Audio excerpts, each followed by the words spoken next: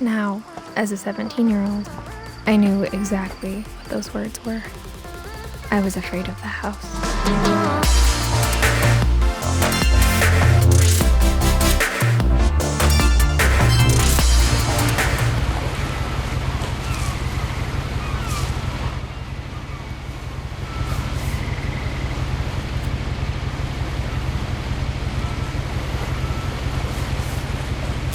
A lot of this isn't going to make sense to you, and I'm sorry about that. I'm just going to start at the beginning, with the house.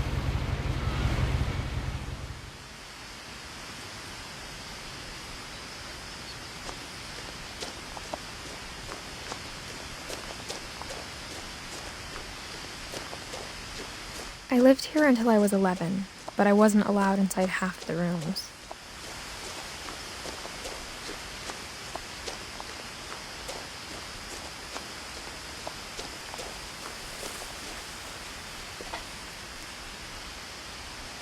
Inside the mailbox were bills from 7 years ago, marked urgent, open immediately.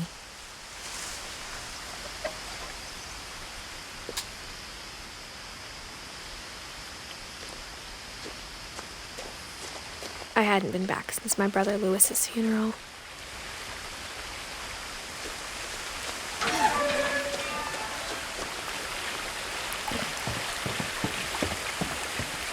In her will, my mother left me a key, but didn't tell me what it unlocked. Maybe she thought I'd know, or she thought that the mystery would be enough to bring me back.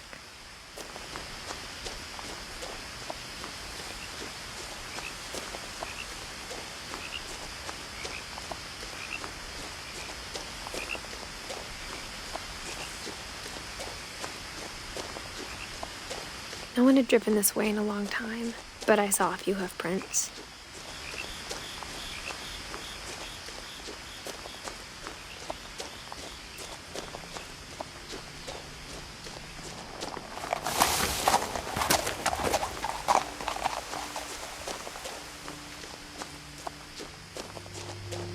The truth is, even after I inherited the house, I never thought I'd come back to it.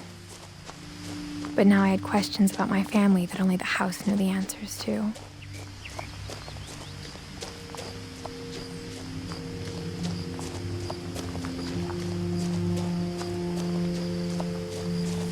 The house was exactly like I remembered it, the way I'd been dreaming about it.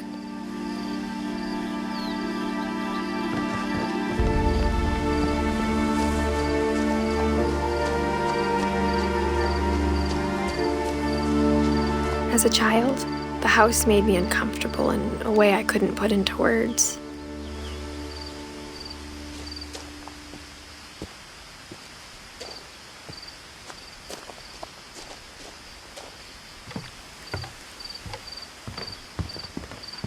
Now, as a 17-year-old, I knew exactly what those words were. I was afraid of the house.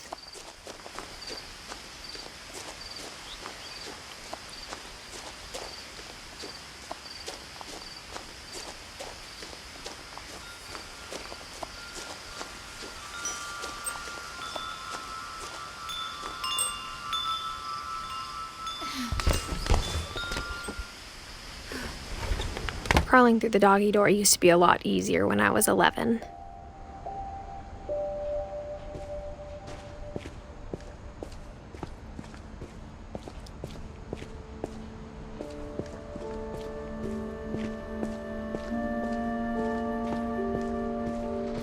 For the first time in years, I felt like I was home. But instead of a family, there were just memories of one.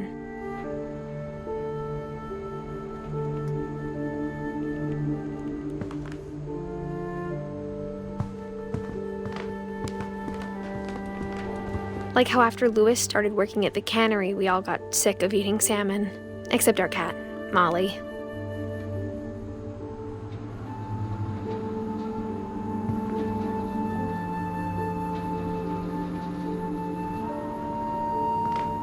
Or how only one restaurant would deliver to our house, so we had Chinese a lot.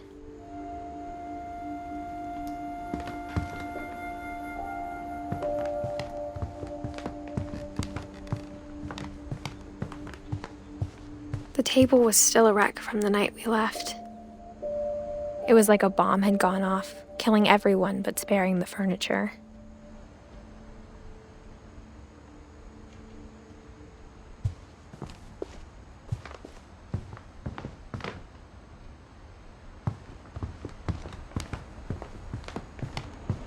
My mom was the only one of us who could imagine Great-Grandma Edie living in a nursing home.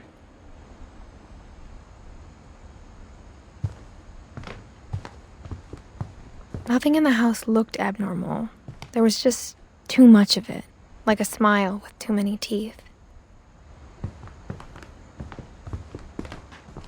Even the fireplace had a story. Edie told me the bricks came from the original house, after it sank.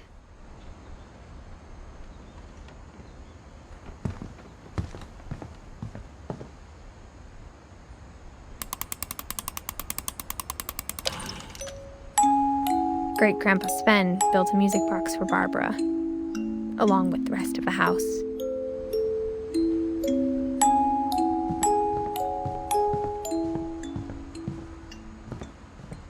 My mom wasn't much of an optimist, but she never stopped believing that my brother Milton was alive.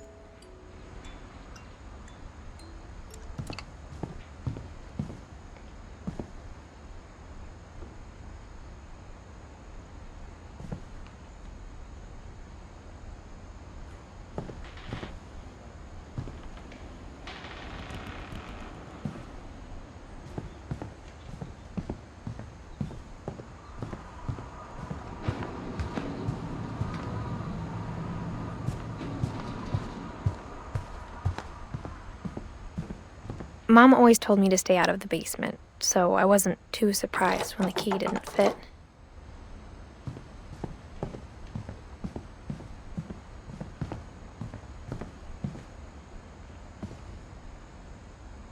After Milton disappeared, Mom sealed up all the bedrooms. Then Edie retaliated and drilled peepholes.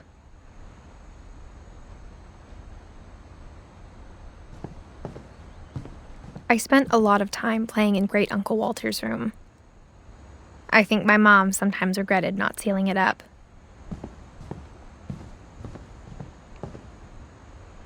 Lewis told me there were secret passages, but I never believed him.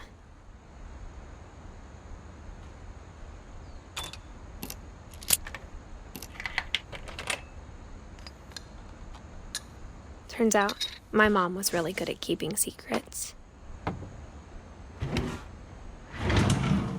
Now it was time to find out what my mom had been afraid of.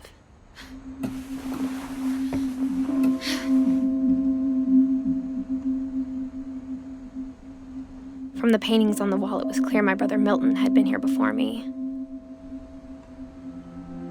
Reading this, maybe it sounds like I had a plan, but I had no idea what was behind that door.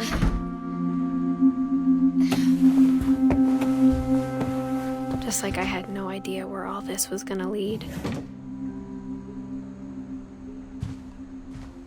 I grew up looking at Molly's room through the peephole. Molly's gerbil had a tiny bedroom with its own even tinier gerbil cage.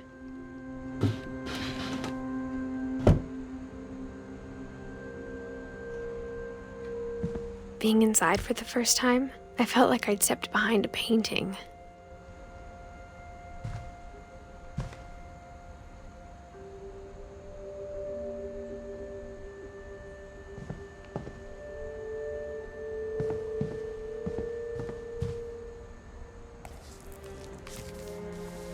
December 13th, 1947.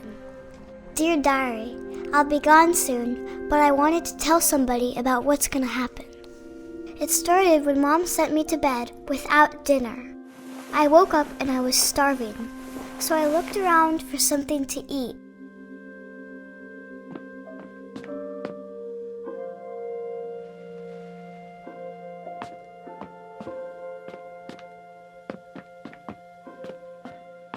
The gerbil food was dry, but I didn't mind it.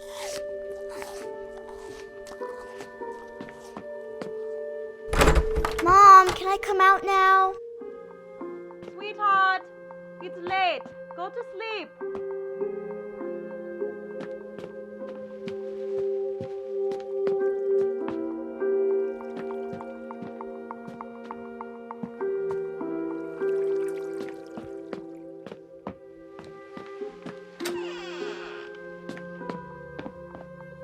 I kept eating and eating.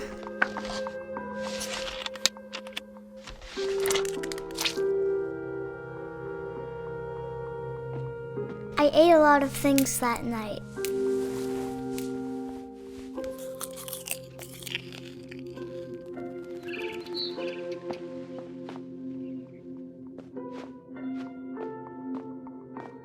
Then I heard chirping outside my window. It was a barn swallow going back to her nest. I reached out for her.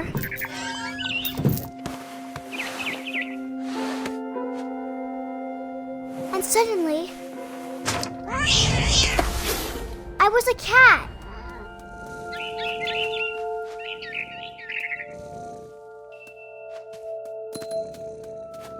I tried to be quiet, but the bird was really scared.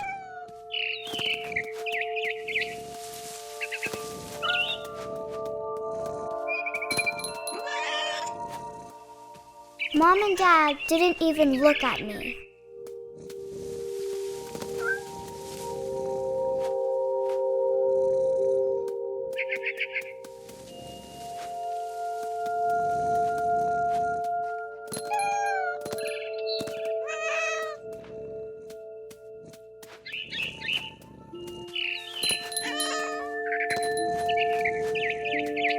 I jumped and I almost got her.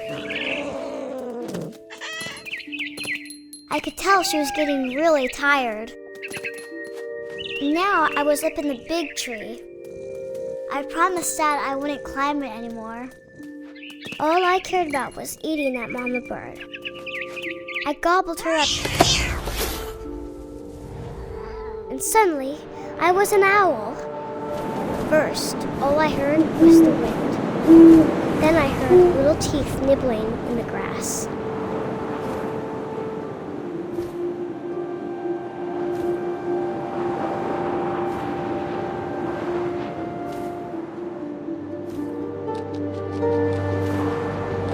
Rabbits.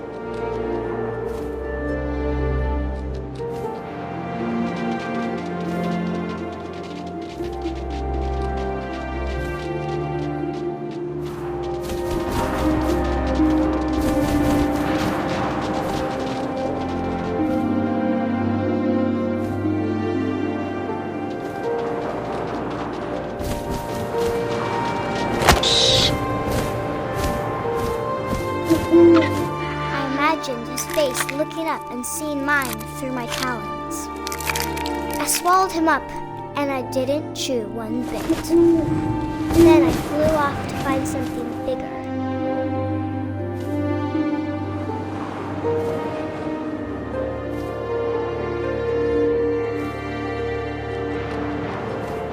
A mama rabbit.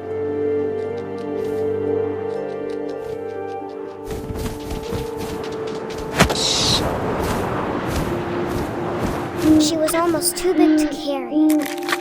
I started choking, but I couldn't stop eating. And suddenly, I was a shark.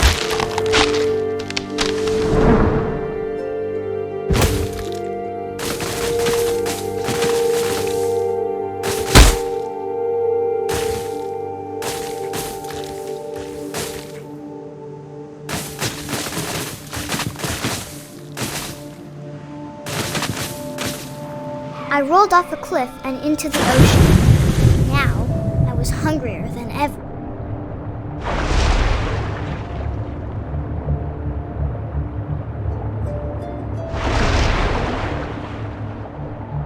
I wanted fat, juicy seals.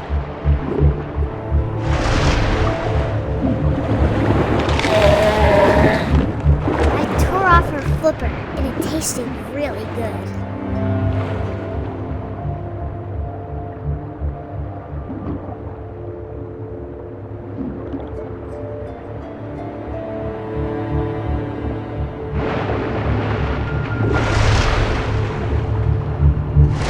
Grabbed on tight.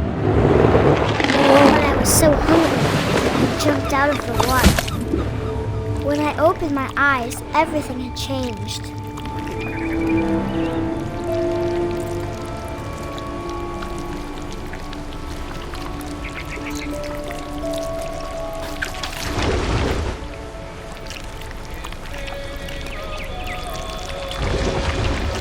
Now I was a monster, and I smelled people everywhere.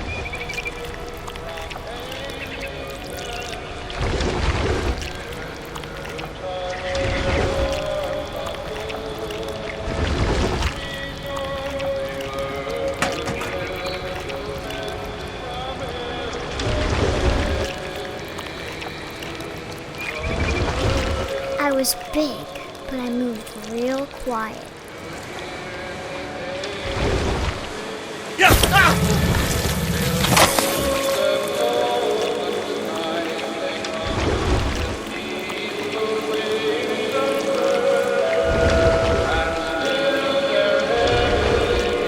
I wanted to stop, but also I didn't.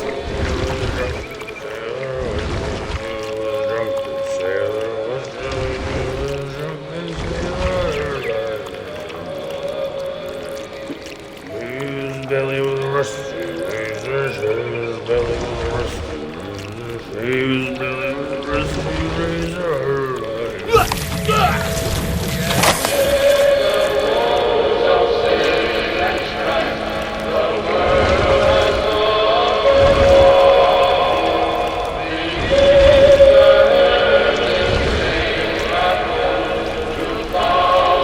After the last passenger, I was still hungry.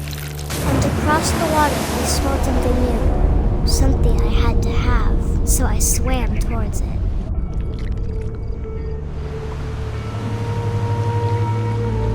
I slithered onto the sand, and the good smell went into an old pipe.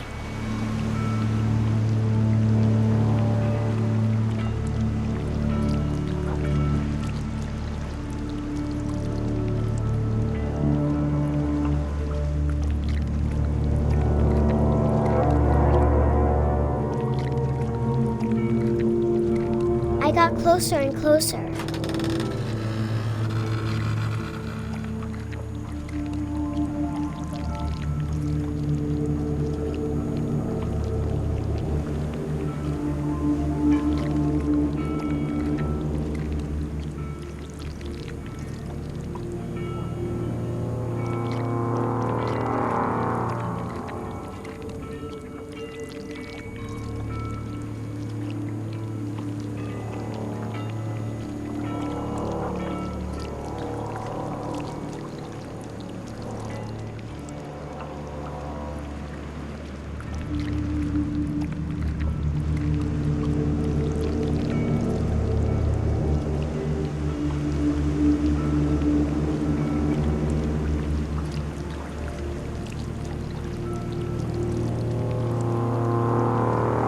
All my stomach started growling.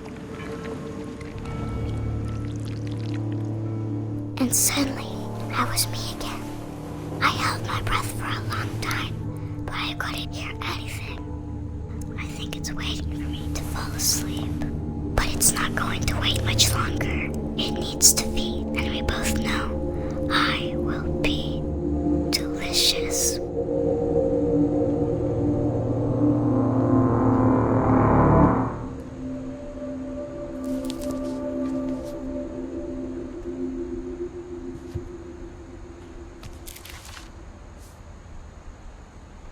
I'm not sure if I believed all of that, but I'm sure Edie would have.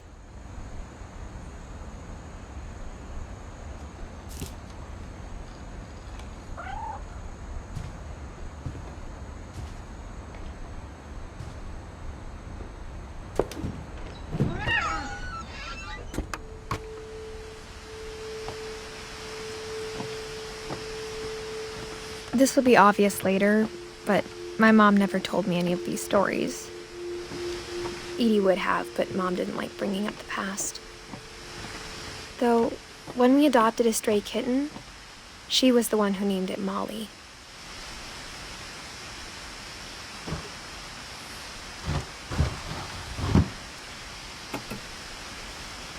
I spent a lot of time in Great-Grandma Edie's room.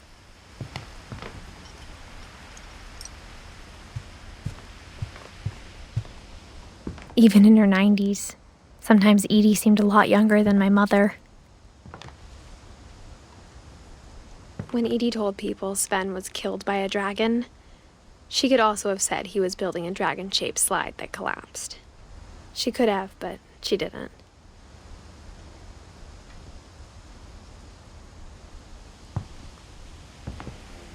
One summer, they evacuated the island, but Edie refused to go. For a few weeks, she was a celebrity. I hadn't thought of myself as Edith Jr. for a long, long time. Edie gave a big interview about a mole man living under the Finch house. My mom was furious.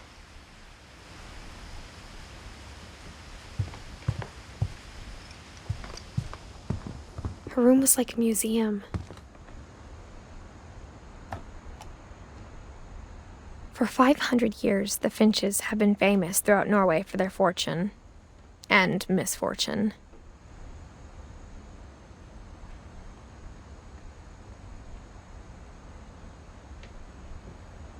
Odin Finch buries the latest victims of the family curse, his wife Ingeborg and their newborn son, Johan. On January 7th, 1937, he set sail with his family and his house, hoping to leave the curse behind. But 40-foot waves off the coast of Washington send the house and Odin to the bottom of the sea. Odin's daughter Edie, with husband Sven and baby Molly, step ashore on their new home, Orcas Island. Odin Finch is the first to be buried in the new family cemetery. His daughter Edie is already dreaming of a new Finch house.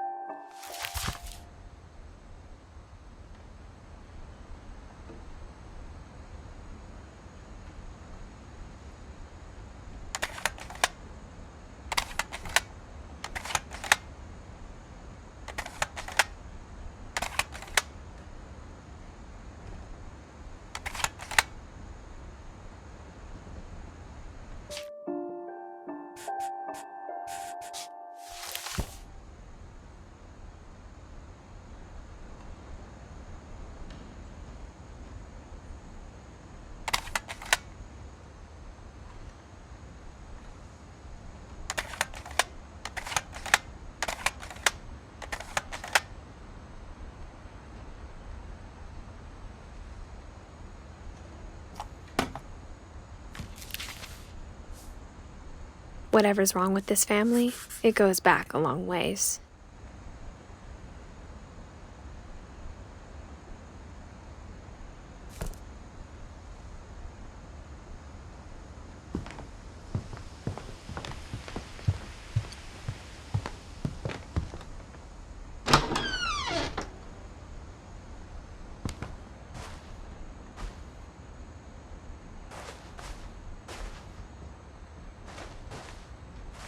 The only trace Grandpa Sam's first wife Kay left on the house was the pink bathroom. It was a pretty big trace.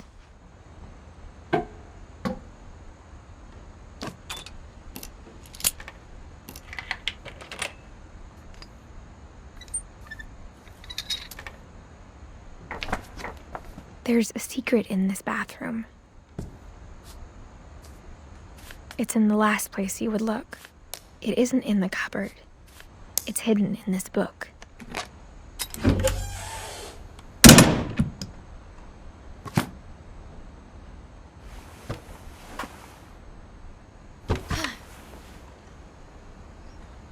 Sven gave Sam an old camera he'd refurbished.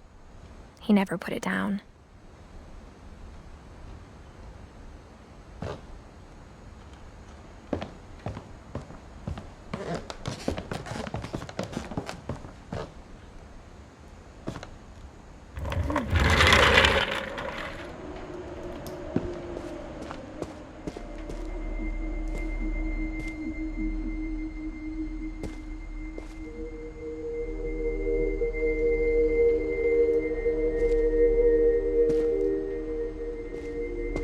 I knew Grandpa Sam had a twin,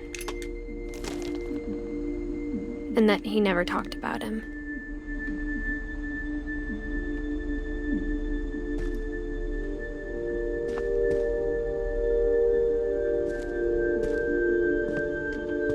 I guess my grandpa didn't like history any more than my mom did.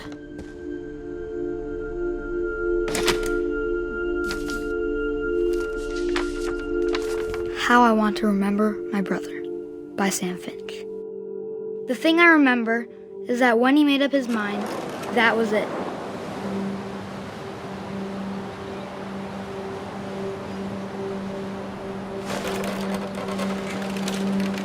My brother said he'd die before he ate another mushroom, and he did.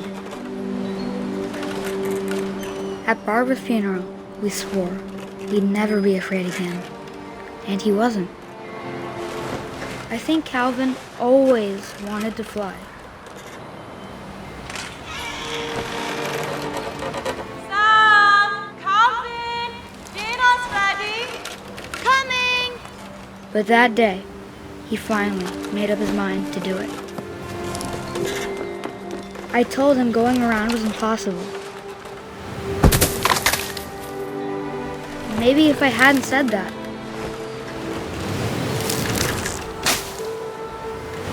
Calvin! I'm not gonna tell you again! maybe if the wind hadn't picked up,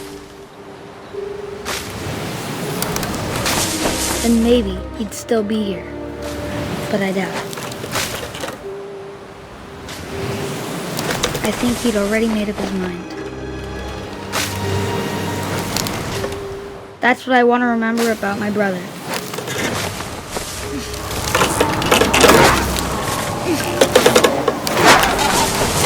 That's the day he made up his mind to fly. And he did.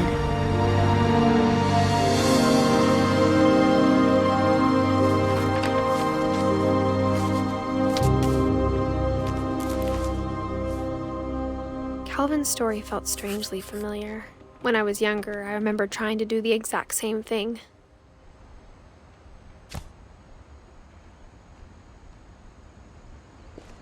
After the funeral, Edie roped off Calvin's half of the room. Mom said Grandpa Sam enlisted at 18 and never set foot in the room again.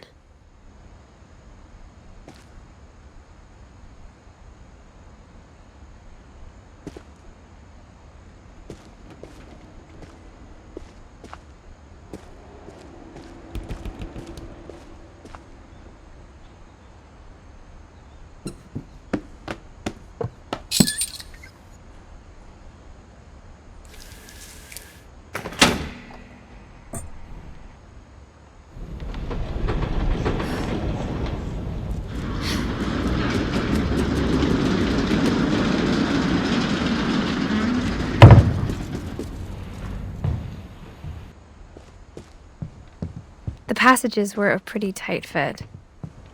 They'd obviously been built for smaller hands and bellies.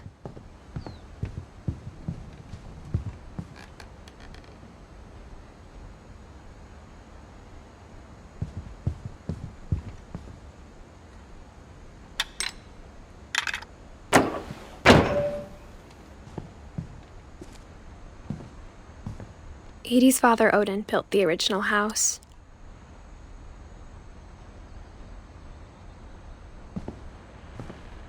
Whenever people ask me about my family, the first thing they always want to know about is Barbara.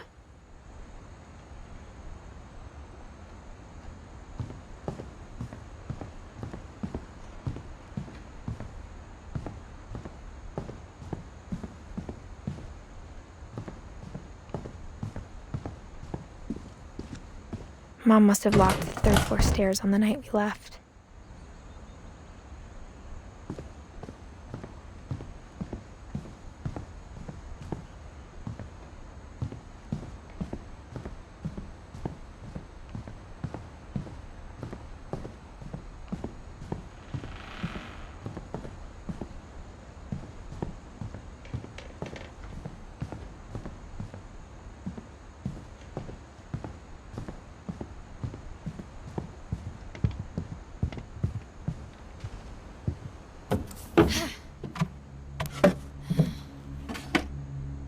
Growing up, I always thought of Barbara as a child star.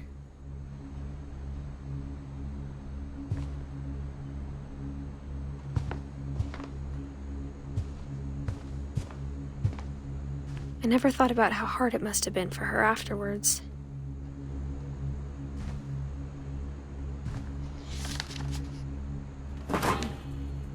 Of all the stories people wrote about Barbara's death, I'm surprised Edie saved this one.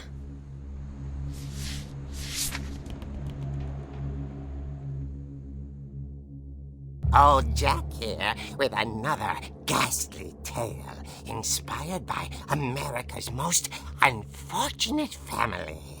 I'm calling it The Surprise Ending of Barbara Finch.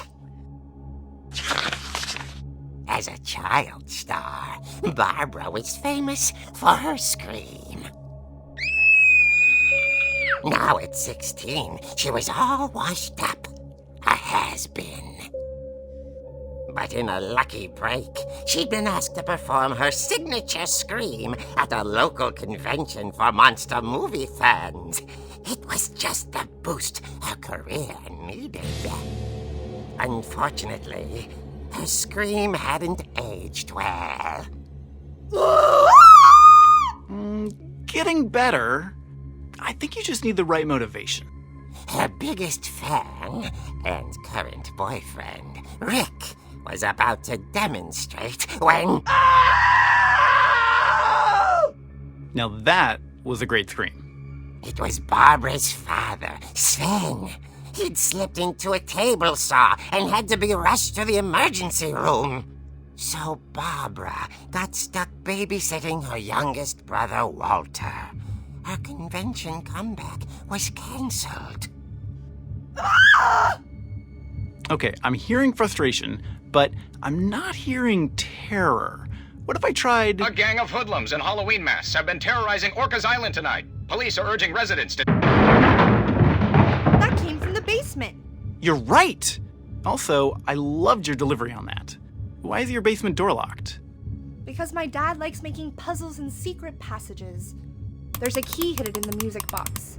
The secret is to keep winding and winding until finally the key pops out. Thanks, babe. I'll be back in a sec. 20 minutes later, Rick hadn't returned. So Barbara went to look for him, right on cue. She reached for the music box.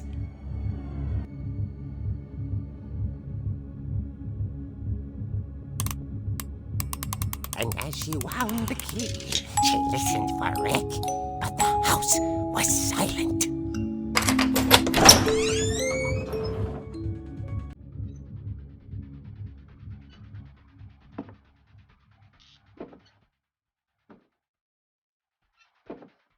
She found Rick's crutch and imagined the worst.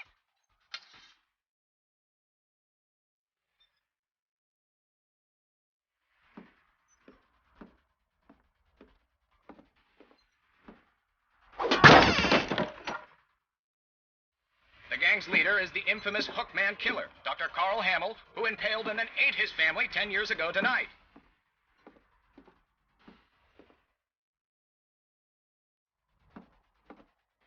The foliage rattled and grew still.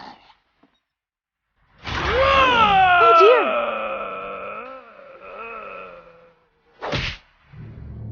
Oh! Rick? Barb, relax. I was just trying to scare you to help you find your scream. Well, I'm not scared, Rick.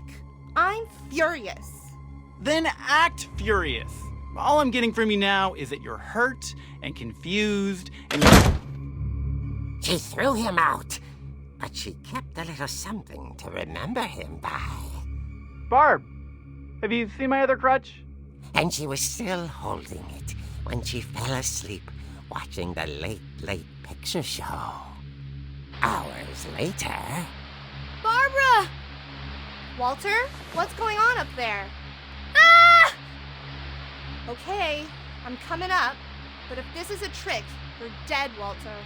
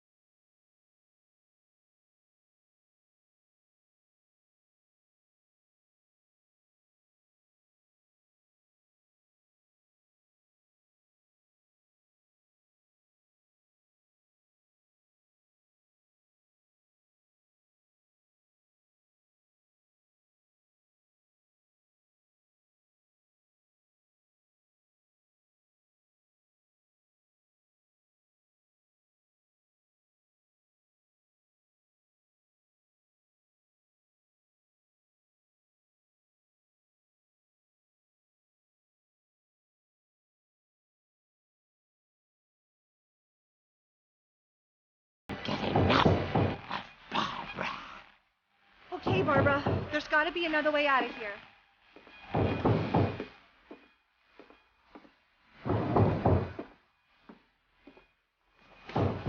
That night, she played her part beautifully.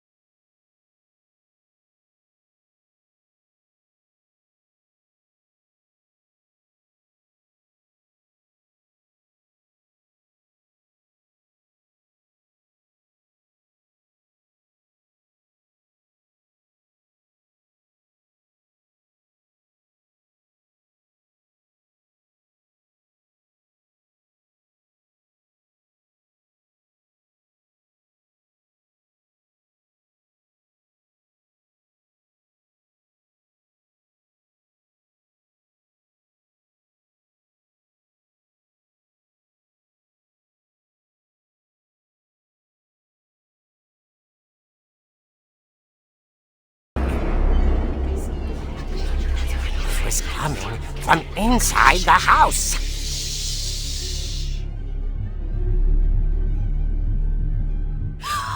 Oh dear. The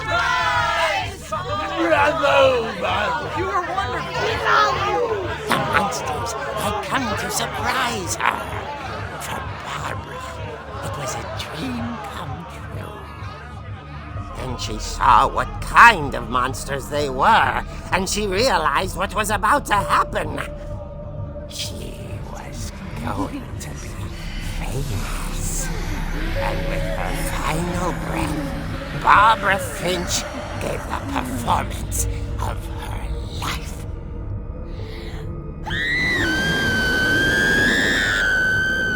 I wasn't there myself, but I hear Barbara was magnificent.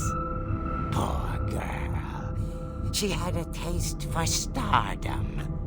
But unfortunately, so did her fans. Of course, the police blamed it all on poor Rick, who disappeared the same night. And little Walter?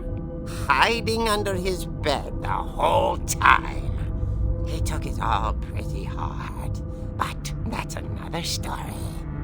As for Barbara, tucked inside the music box was all they ever found of her. Her ear. Now that's what I call a real eerie tale.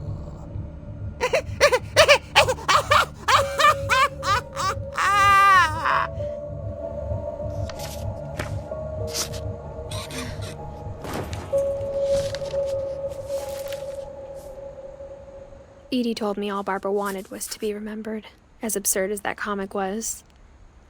Maybe what Edie saw was a happy ending.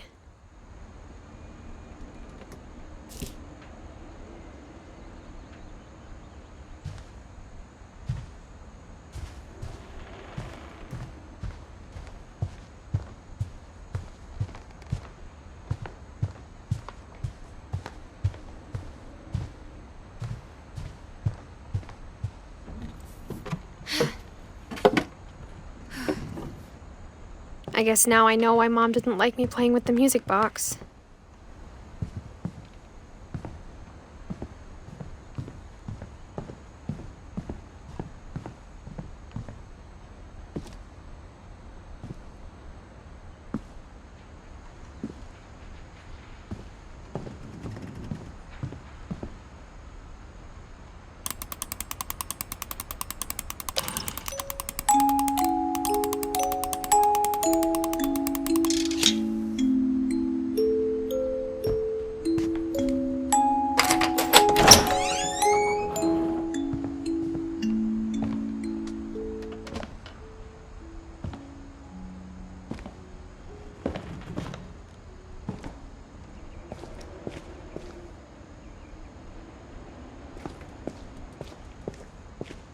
Mom said the basement was off limits, unless I wanted another tetanus shot.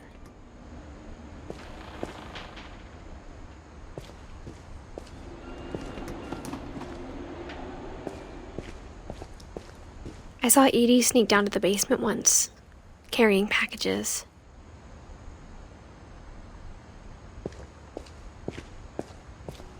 I thought maybe she was hiding presents.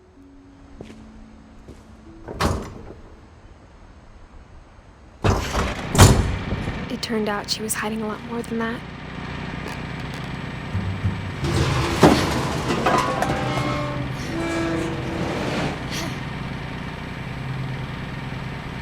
I remember asking Mom once about where Walter had gone. She said after Barbara died, he got as far away as he could. If there's a pattern in all these stories, I think it's that none of us has gotten very far.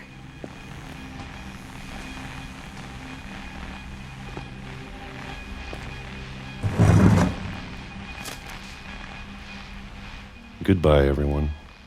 I can't believe I've been down here for 30 years. On that first day, after the shaking started, I didn't think I'd survive a week.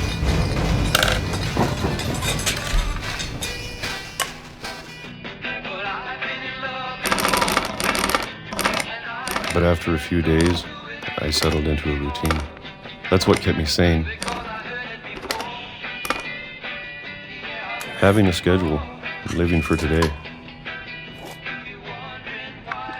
I always expected to be dead tomorrow. But if you wait long enough, you get used to anything.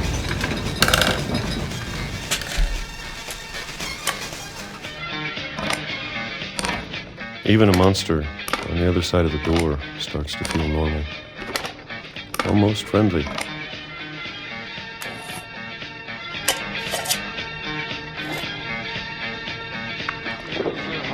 And then one day, everything just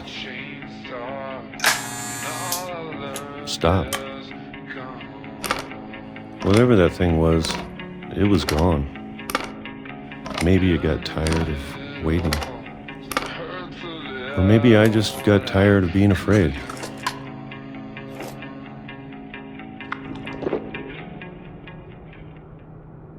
It's been a week now, the longest in 30 years.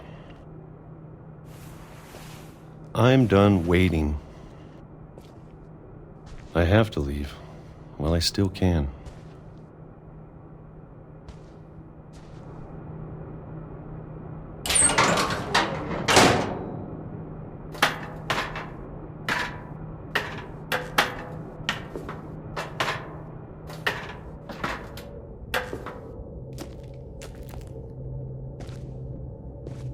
I know it's out there somewhere. Whatever killed Barbara and Molly and Calvin. Maybe this is all a mistake. But I need to stop living the same day, even if it kills me.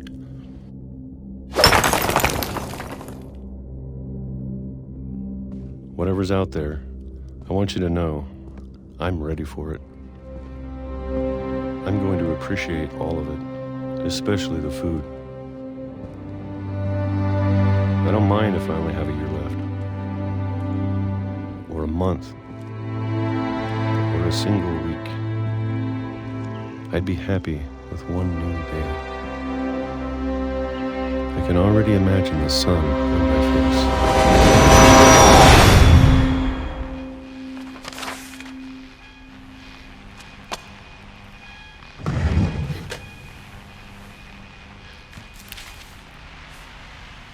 Walter died when I was 6. I can't believe my mom never told me he was down here. I'm sure my mom was trying to protect me.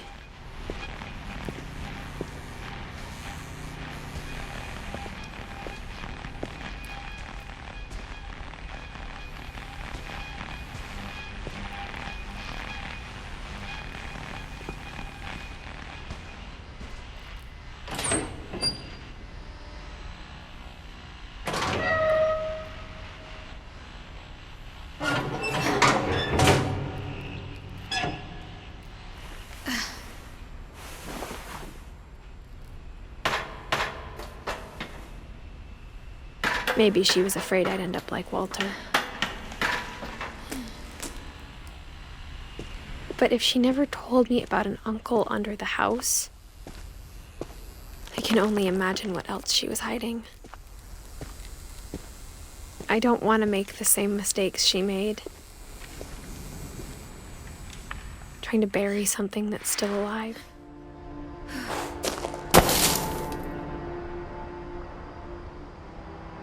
Now that there's only one of us left, or maybe two,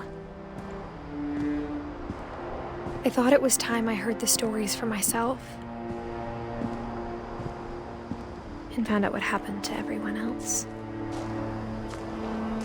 But now I'm worried the stories themselves might be the problem. Maybe we believed so much in a family curse, we made it real.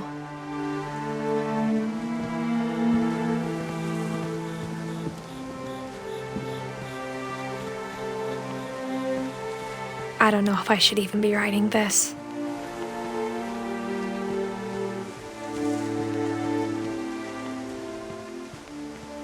Maybe it'd be better if all this just died with me.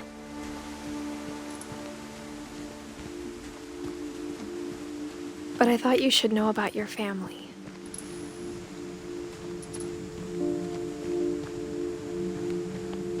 And the history you're a part of.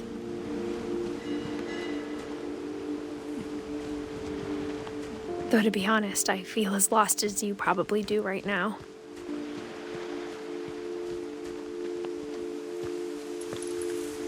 I think the people in these stories believed them, for what that's worth.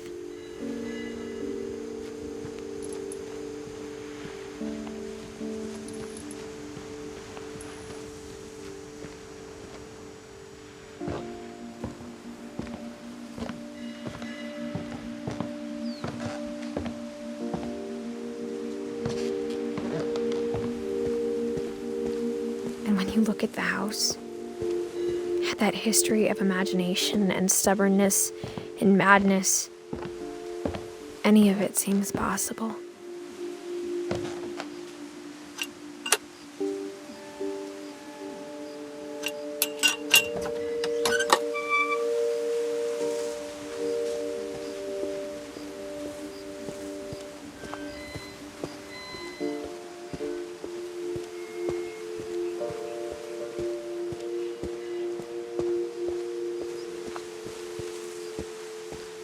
I think we've been surrounded by death for so long, we've just gotten used to it. What kind of family finishes building a cemetery before starting the house?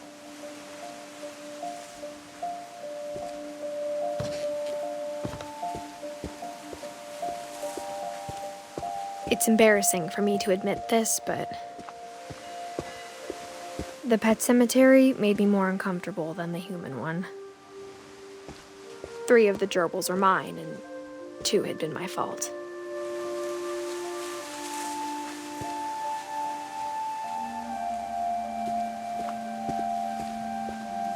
Sven built the house, but it was Edie who designed the cemetery.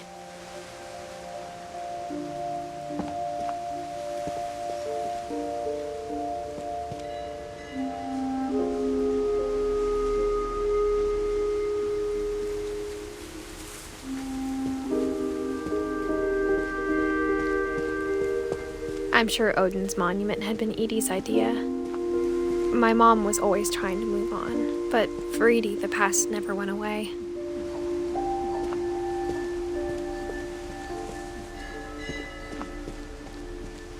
She could see it poking out of the water at low tide.